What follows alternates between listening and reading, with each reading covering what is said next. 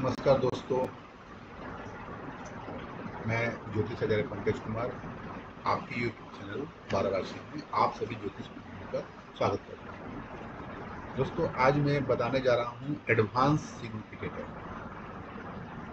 ठीक है, तो इसे मैंने एडवांस सिग्निफिकेटर नाम इसलिए दिया क्योंकि कृष्णमूर्ति जी ने कहा कि घटना, कोई भी घटना दशा भुक्ति अंतरा, दशा या अंतरदशा या पत्यंतर दशा में पूरी हो जाती है और प्लैनेट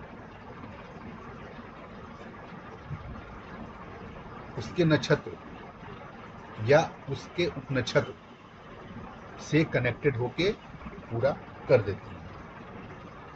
जैसे एग्जाम्पल के रूप में लेंगे, मान लीजिए प्लैनेट मरकरी है। ठीक है, मान लीजिए मरकरी 3-9 भाव का स्वामी है। उसका नक्षत्र जो है वह जुपिटर है, वह भी 9, 4 और 8वें भाव का स्वामी है। उसका उपनक्षत्र, यानी इसको मैं PSL कहता हूँ, प्लैनेटरी सबलॉर्ड, वह 2 और 7 का कारक है। ठीक है, तो जब भी हम बात करेंगे सिग्निफिकेटर का, तो सिग्निफिकेटर तो A, B, C, D और E लेवल के ही होते हैं, जो मैंने पिछले वीडियो में बताया। यहाँ उन्होंने कहा कि कोई भी घटना खुद प्लैनेट, उसके नक्षत्र या उसके उपनक्षत्र में पूर्ण हो जाती है, यानी ग्रह को घटना को पूरा करने में नक्षत्र की जितनी भूमिका है उससे ज्यादा भूमिका कहीं उपनक्षत्र की है। यानी घटना नक्षत्र और उप मिलके पूरा कर देते हैं, उन्होंने कहा। तो जैसे अगर मान लीजिए एग्जाम्पल में मैं अगर इसको कहूं कि क्या मरकरी की दशा में शादी हो जाएगी, तो आप क्या कहेंगे? मरकरी किसकी कारक है? मरकरी 3 और 9 का कारक है। उसका नक्षत्र 9, 4,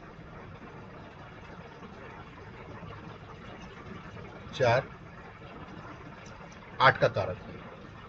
तो विवाह होने के लिए दशा स्वामी को 2, 7, 11 से कनेक्ट होना चाहिए। तो यहाँ तो 2, 7, 11 तो आ नहीं रहा है, 11 तो आ नहीं रहा है। तो फिर क्या होगा? आप कहेंगे कि नहीं, इस दशा में शादी नहीं, पर इस दशा में शादी हो सकती है, संभावनाएं हैं, क्योंकि उन्होंने कहा कि कोई भी ग्रह की दशा उसके नक्षत्र स्वामी और उप नक्षत्र स्वामी मिलकर के इवेंट को पूरा करने में सहभाग अपना उसका जो होता है, मैं क्या कहूँ उसको, सहभागी हो जाते हैं, वो पूरा कर देते हैं। तो यहाँ ग्रह कहीं से भी 2, 7, 11 का कारक नहीं था, फिर भी शादी पूरा होने की संभावनाएं हैं, क्योंकि ग्रह के उप ने कहा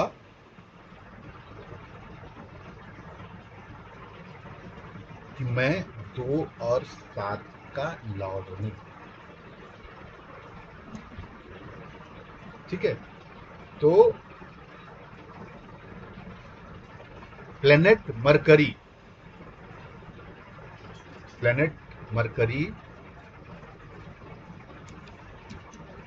3, 9, 4, उसका नक्षत्र स्वामी गुरु, वापस 9, 4 और 8 और उसका सब लॉर्ड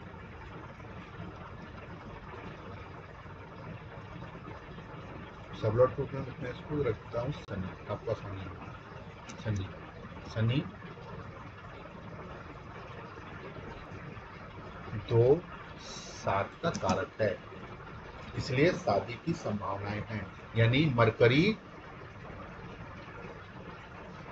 अच्छा मरकरी मान लीजिए जुपिटर के, मान लीजिए मरकरी जो है वेनस के साइन में, तो मरकरी 3-9, उसका नक्षत्र 9-4-8, यानी मरकरी 3-9 और 4-8 का सिग्निफिकेटर पर मरकरी भाव संख्या 2 और 7 से कनेक्टेड है। इसको हम ऐसे कहेंगे कि मरकरी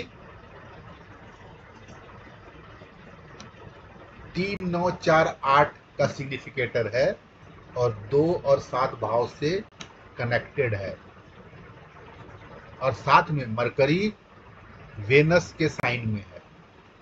वेनस के साइन या तो लिब्रा या टॉरस हो सकती है। तो अगर हम ऐसे कहें कि मरकरी वेनस के साइन में आ जाने से, वेनस जो विवाह का कारक है, उसके साइन में कनेक्ट होने से मरकरी विवाह के कारक से कनेक्ट हो गया, और सिग्निफिकेटर लेवल में वह 3-9-4-8 का कारक था और सब लेवल में 2-7 का कारक था। तो मरकरी 2-7 यानी विवाह देने वाले हाउस 2-7 हाउस से कनेक्ट हो गया। इसको हम ऐसे कह सकते हैं। तो इसी चीज को समझाने के लिए मैं आपको एडवांस सिग्निफिकेटर के रूप में समझा रहा हूं कि कैसे एडवांस सिग्निफिकेटर हम निकालते हैं। ठीक है, तो आइए देखते हैं अगली बात। पिछले वीडियो में मैंने आपको बताया कि सिग्निफिकेटर नंबर ABCD होगा, A B C D। ई मैं नहीं बताऊंगा क्योंकि ई दृष्टि है।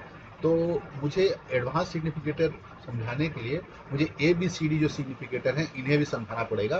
तो फिर से मैं इसको एक बार और क्लियर करके आगे बढ़ता हूँ। तो आप आइए, भाव शादी के लिए 2,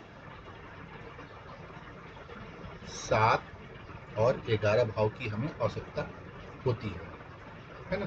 तो आइए अब भाव संख्या 2 पर आते हैं।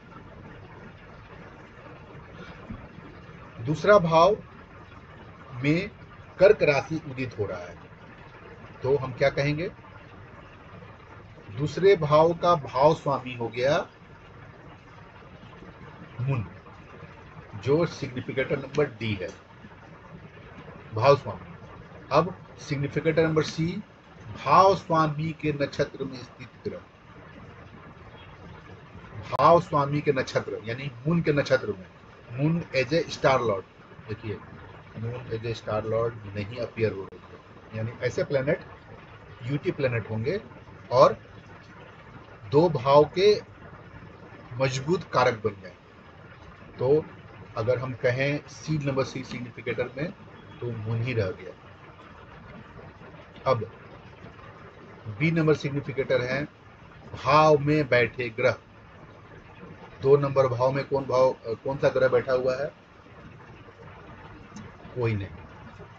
तो जब कोई भाव में बैठा हुआ ग्रह है ही नहीं, उसके नक्षत्र में कोई ग्रह नहीं होगा, यानी दूसरे भाव का सोल सिग्निफिकेटर मून ही है। अब आते हैं 7वां भाव पर। 7वां भाव का D सिग्निफिकेटर कौन होगा,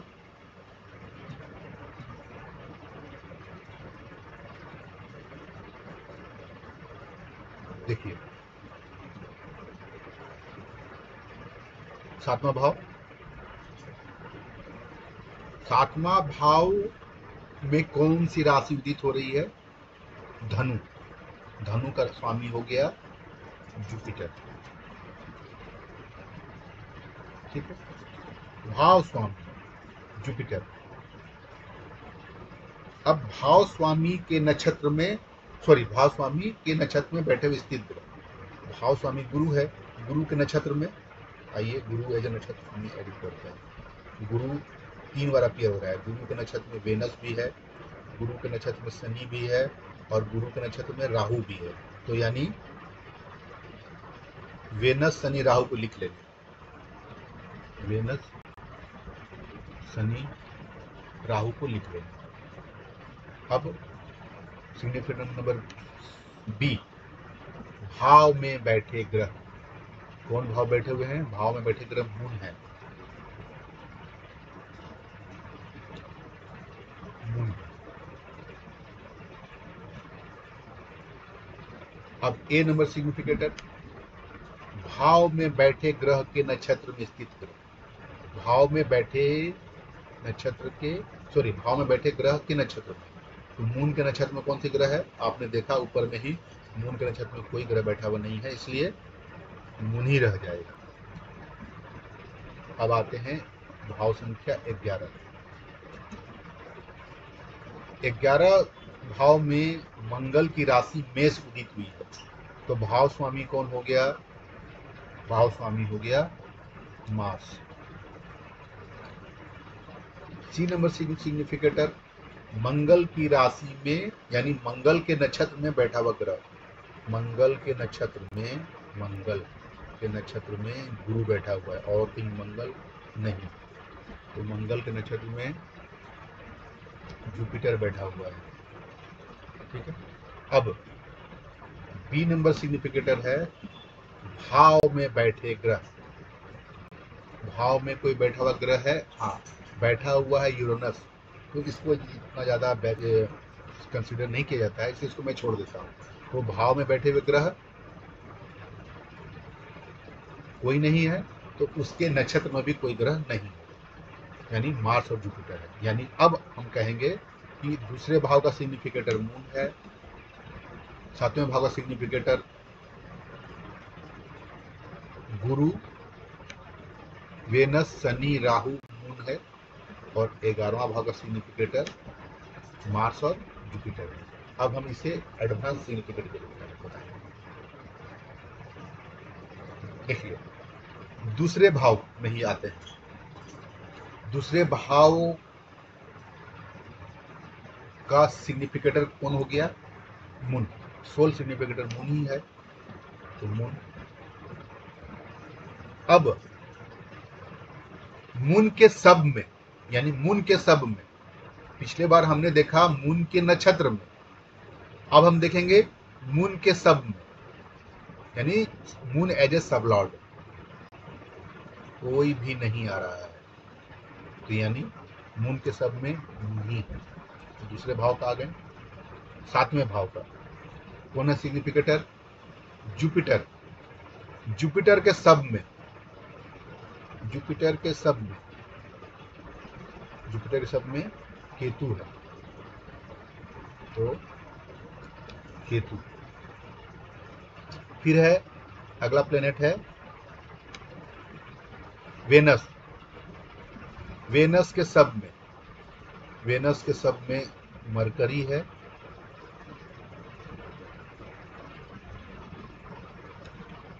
मरकरी। फिर अगला प्लेनेट है शनि। शनि के सब में, शनि के सब में देखिए, शनि के सब में कोई प्लेनेट, शनि, शनि के सब में कोई प्लेनेट नहीं है, तो हमें इसको छोड़ देना होगा। अब राहु। राहु के सब में, राहु के सब में सन है और राहु के सब में गुरु भी है, राहु के सब में वेनस भी है, राहु के सब में शनि भी है, राहु के सब में स्वयं राहु है। तो राहु में ज़्यादा आ जाएगा। राहु के सब में पहला बात तो सन है, फिर राहु के सब में जुपिटर, वेनस, शनि, राहु भी है। जुपिटर, वेनस, शनि, राहु भी है। फिर अब आ गए मून। मून के सब में मून के सब में कोई प्लेनेट नहीं है, तो मून ही रह जाएगा, है ना। अब आते हैं 11वां का।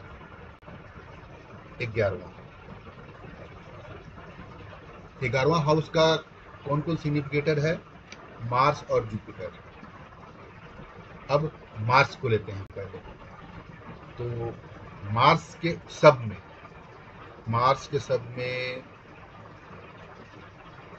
कोई भी ग्रह नहीं है, इसको ब्लैंक रख दीजिए।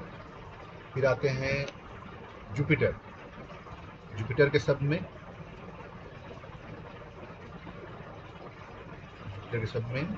केतु, यानी केतु। तो जो significator A B C D में निकले, यानी ये जो A B C D significator आपको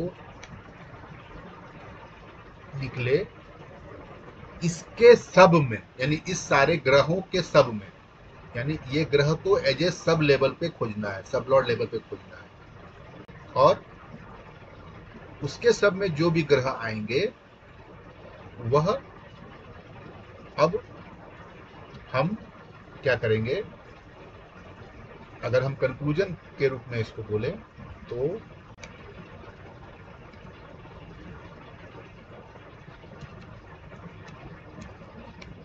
significator A B C D as star level,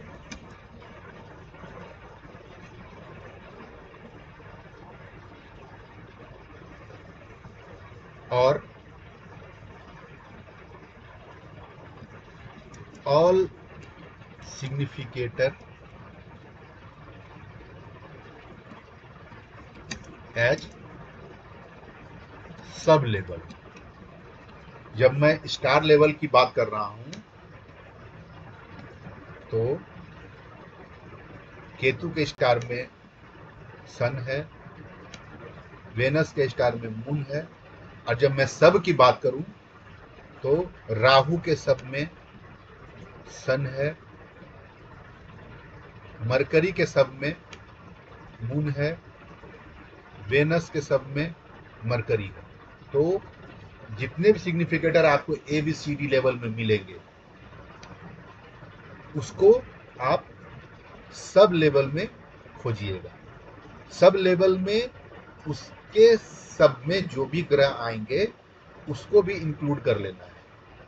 यानी अब आपको जहां मुश्किल से 8 या 9 सिग्निफिकेटर मिल रहे थे, अब आपको वहां 15 या 16 सिग्निफिकेटर मिलते हुए नजर आने लगेंगे, क्योंकि उसे हमने सारे सिग्निफिकेटर को हमने सब लेवल पर भी खोजा, सब लेवल पर भी देखा।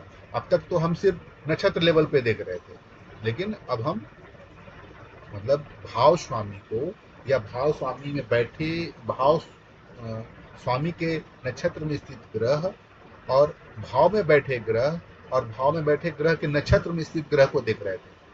तो उसमें जो भी सिग्निफिकेटर निकला उसको हम सब लेवल पे खोजेंगे कि वह सारे सिग्निफिकेटर उसके सब में कौन से ग्रह आ रहे हैं। तो इससे हमें सिग्निफिकेटर लेवल में ज़्यादा प्लेनेट मिलते हैं और इससे ज़्यादा क्लैरिटी आ जाती है कि मैरिज शादी कराने में या जॉब लगवाने में या मृत्यु प्रेडिक्शन में या ट्रांसफर प्रेडिक्शन में आपको ज़्यादा क्लैरिटी आएगी, है ना। तो मैं अगले वीडियो में आपको इसी चीज़ को मैं समझाऊंगा कि घटना घट गई पर significator A B C D level पे नहीं थे, significator A B C D level पे नहीं थे फिर भी, या ई लेवल पे नहीं थे फिर भी घटना घटी, तो सिस्टम तो गलत नहीं है।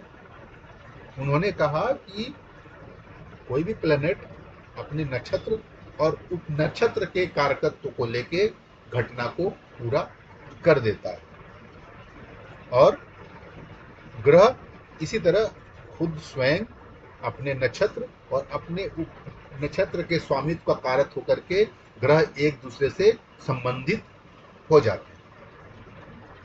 आशा जो तो आपको ये मेरा वीडियो या समझाने का प्रयास आपको समझ में आया होगा।